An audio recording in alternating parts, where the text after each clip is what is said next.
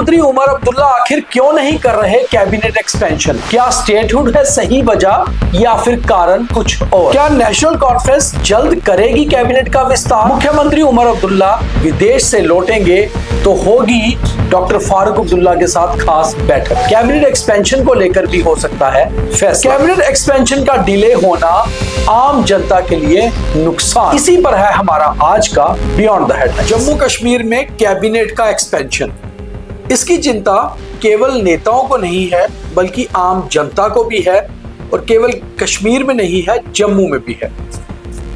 आम जनता जिन्होंने वोट देकर नेशनल कॉन्फ्रेंस कांग्रेस की अलायंस सरकार को सत्ता में लाया था, अब आखिर ये सवाल कर रही है कि आखिर कैबिनेट की एक्सपेंशन क्यों नहीं हो रही। और अब नेशनल कॉन्फ्रेंस के ऊपर एक दबाव इस तरह का है कि कम से कम अगर 3 मंत्री और बनाए जा सकते हैं तो क्यों विभागों का बंटवारा नहीं हो रहा, क्यों आपने अपने 6 मंत्रियों के ऊपर पूरा प्रेशर बनाया हुआ है, काम नहीं हो पा रहा, जनता की दिक्कतें हैं। और खास तौर पे जब सेक्रेटरीट जम्मू से श्रीनगर या श्रीनगर से जम्मू होता है तो उस समय मंत्रियों को ज्यादा भागदौड़ भी करनी पड़ती है और ज्यादा विभागों के ऊपर प्रेशर भी आ जाता है। ऐसे में सवाल यह है कि क्या जम्मू कश्मीर सरकार चाहती है कि कैबिनेट एक्सपेंड की जाए, या फिर कहीं ना कहीं नेशनल कॉन्फ्रेंस और उनके अलायंस कांग्रेस के अंदर कुछ ऐसा है कि शायद मुख्यमंत्री उमर अब्दुल्ला और पार्टी के प्रेसिडेंट डॉक्टर फारूक अब्दुल्ला को ये लगता है कि अगर कैबिनेट को एक्सपेंड किया गया तो दिक्कतें बढ़ जाएंगी। हाल ही में आए कुछ बयानों से ये लगता है कि उमर अब्दुल्ला नहीं चाहते कि उनकी कैबिनेट को एक्सपेंड किया जाए, यानी कि बढ़ाया जाए। उन्होंने नौशहरा में भी पत्रकारों के साथ बात करते हुए कहा था कि अगर मुझे कैबिनेट एक्सपेंशन करनी होगी तो मैं ज़रूरी नहीं है कि आपको बताऊंगा, मगर ऐसा होता नहीं है। जब आप कैबिनेट एक्सपेंड करते हैं तो जो मंत्रियों को आप मंत्री बनाते हैं या जिनको खबर लगती है वही मीडिया तक ये खबर पहुंचा देते हैं कि बहुत जल्द ही कैबिनेट की एक्सपेंशन होने वाली है। और कैबिनेट एक्सपेंशन कोई ऐसी चीज़ है नहीं कि आप जनता से छुपाएं, क्योंकि आखिरकार मंत्री आप जनता के लिए ही तो बना रहे हैं। जब आप उनको विभाग देंगे जनता ही के तो काम होंगे और मीडिया के थ्रू ही बात ये जनता तक पहुंचेगी। ऐसे में खबर ये भी आ रही है कि मुख्यमंत्री उमर अब्दुल्ला जो इस समय इंग्लैंड में है, लंदन में है अपनी मां के पास, और 24-25 मई को वापस दिल्ली लौट रहे हैं। दिल्ली से वो जम्मू होते हुए सीधे कश्मीर जाएंगे, फिर कुछ दिन के लिए कश्मीर ही रुकेंगे। शायद वो वापस आकर अपने पिता और पार्टी के प्रेसिडेंट डॉक्टर फारूक अब्दुल्ला से कैबिनेट एक्सपेंशन को लेकर कोई बात कर सकते हैं, और शायद अमरनाथ यात्रा से पहले या 15 अगस्त से पहले कैबिनेट एक्सपेंड हो सकती है।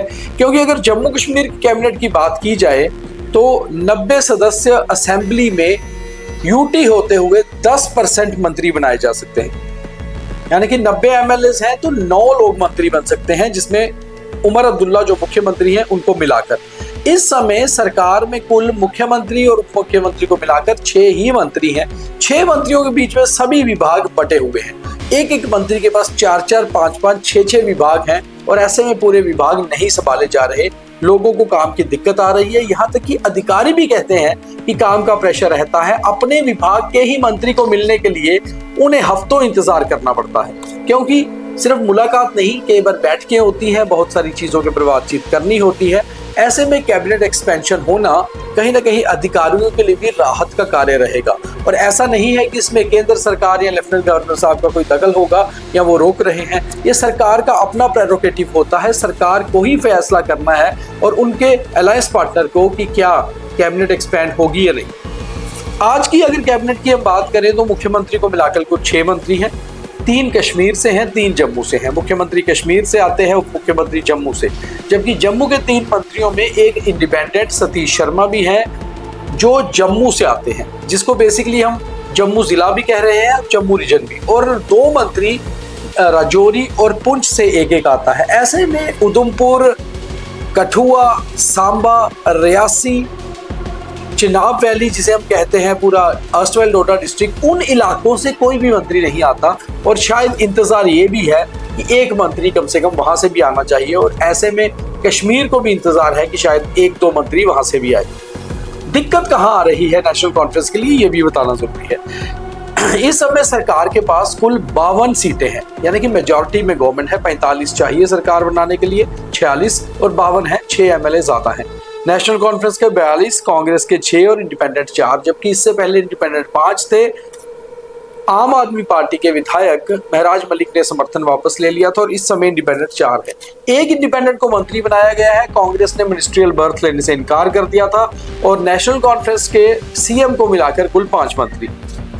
ऐसे में अब दिक्कत यहां आ रही है कि एक और मांग ये भी उठ रही है कि जम्मू से एक इंडिपेंडेंट को और मंत्री बनाया जाए, और अगर एक निर्दलीय को और मंत्री बनाया जाता है तो ऐसे में पहले से ही निर्दलीय तौर पर जीत कर आए और मिनिस्ट्रियल बर्थ मिलने वाले सतीश शर्मा को शायद अपनी कुर्सी खिसकने का खतरा हो सकता है। वहीं दूसरी ओर कश्मीर में ये भी मांग उठ रही है कि कांग्रेस का एक मंत्री होना चाहिए, मगर कांग्रेस ने साफ किया है वो बाहर से समर्थन देंगे। जब तक जम्मू कश्मीर को स्टेटहुड नहीं मिलेगा वो मिनिस्ट्रियल बर्थ नहीं लेंगे, क्योंकि अंदर की खबर ये भी है कि कांग्रेस चाहती थी उनके 2 मंत्री बने, जबकि नेशनल कॉन्फ्रेंस ने उनकी 6 सीटों को देखते हुए केवल 1 मिनिस्ट्री देने की बात की थी। वहीं दूसरी ओर खबर दूसरी तरफ से ये भी है कि नेशनल कॉन्फ्रेंस भी ये चाहती है कि कम से कम स्टेटहुड आ जाए फिर ही मिनिस्टर बढ़ाए जाएं, क्योंकि नेशनल कॉन्फ्रेंस के मुखिया फारूक अब्दुल्ला और सरकार के मुखिया उमर अब्दुल्ला दोनों को ये पता है कि उनकी पार्टी में से भी इस समय 42 में से 5 मंत्री हैं और 37 लोग अभी हैं जो केवल विधायक हैं। 37 में से कम 15 ऐसे हैं जो 4-4, 5-5 बार भी चुनाव जीते हैं और बहुत सीनियर हैं। ऐसे में आप 2 सीनियर चेहरों को तो कम से कम मिनिस्टर बनाएंगे, क्योंकि इस समय अगर हम सीनियरिटी की बात करें तो केवल सकीना इत्तू एक ऐसा चेहरा है जो पहले भी चुनाव 2 बार जीती है और मंत्री हैं। इसके अलावा उमर अब्दुल्ला चीफ मिनिस्टर हैं और बाकी चारों मिनिस्टर्स नए हैं। ऐसे में दिक्कत ये भी आ रही है कि आखिर पुराने चेहरों को नेशनल कॉन्फ्रेंस क्यों नहीं ले रही, और जब पुराने चेहरों को लिया जाता है तो फिर एक आधा युवा भी आपको चुनना है, क्योंकि इस बार कम से कम 20 से 25 युवा भी जीत कर आए हैं। ऐसे में मुख्यमंत्री के लिए सबसे बड़ी दिक्कत ये है जो लगातार ऑपोजिशन सवाल उठा रही है कि क्या नेशनल कॉन्फ्रेंस में कोई एकनाथ शिंदे तो नहीं।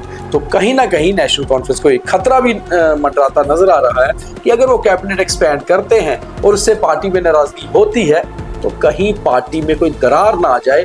इसलिए नेशनल कॉन्फ्रेंस ये नहीं चाहती कि फिलहाल कोई मंत्री और बनाया जाए, मगर नेशनल कॉन्फ्रेंस इसमें अपना फायदा देख रही है, जनता का और जम्मू कश्मीर का नहीं, क्योंकि इस समय जरूरत बेहद है कि मंत्री बनाए जाएं, मंत्रियों को पदभार दिए जाएं, विभाग दिए जाएं और विभागों में अच्छे से काम हो।